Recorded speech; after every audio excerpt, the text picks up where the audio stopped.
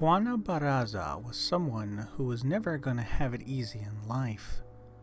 Born in December of 1957 in a rural and poverty-stricken area just north of Mexico City, Barraza was not part of what one would consider a happy family.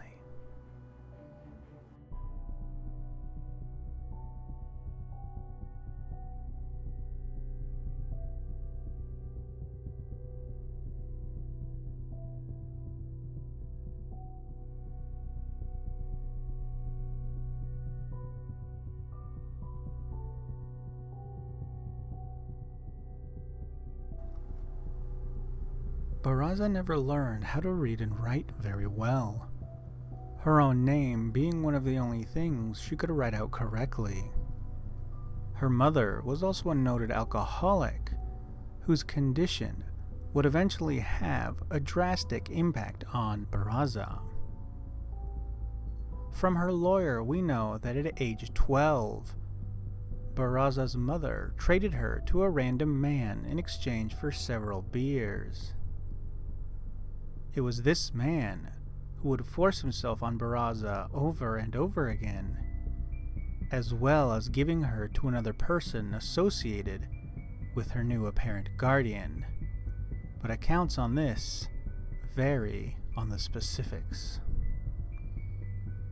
It's these early attacks that would lead to Barraza becoming pregnant and giving birth to a boy.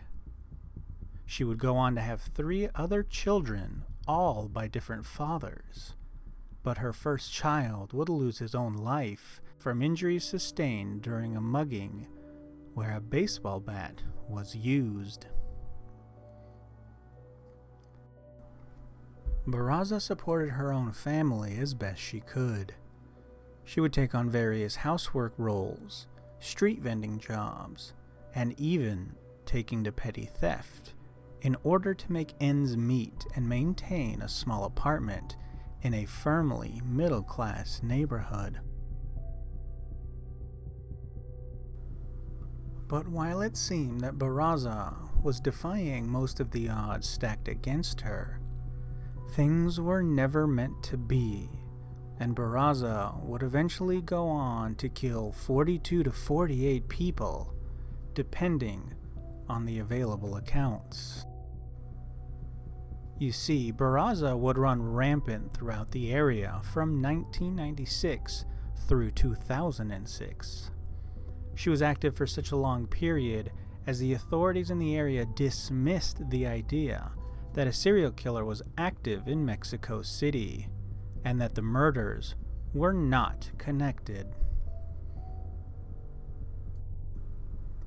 The police would continue this claim even as the media pressed them that there were in fact connections and that a serial killer was most likely active in the city. But the authorities would continue to deny this all the way into 2005. It was during the summer of 2005 that the authorities began an official investigation, but were attacked in the media for not taking it seriously and simply using it as an excuse to clear out the transvestite prostitutes within the area. It was not until the end of January of 2006 when a real break in the case would happen, when a suspect in the killings would be arrested as they fled from the home of an 82-year-old victim. To the surprise of the public and authorities, the person arrested was a woman, as everyone had simply suspected the murders to have been committed by a man.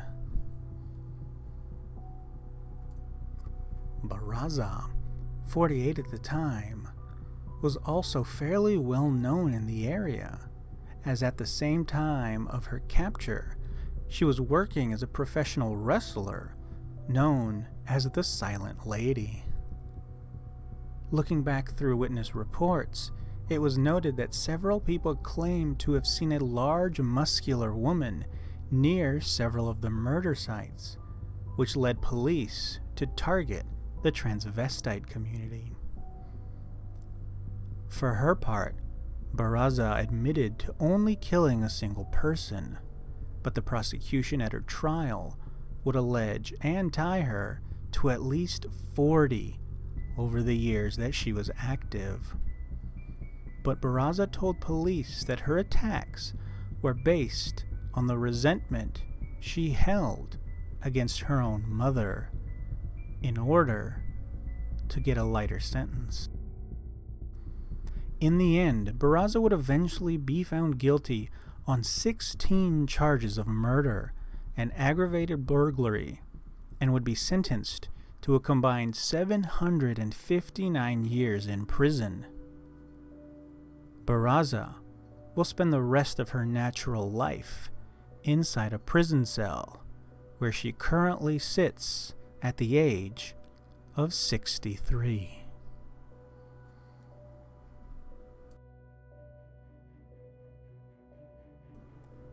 Thank you for checking out this episode of Case Files.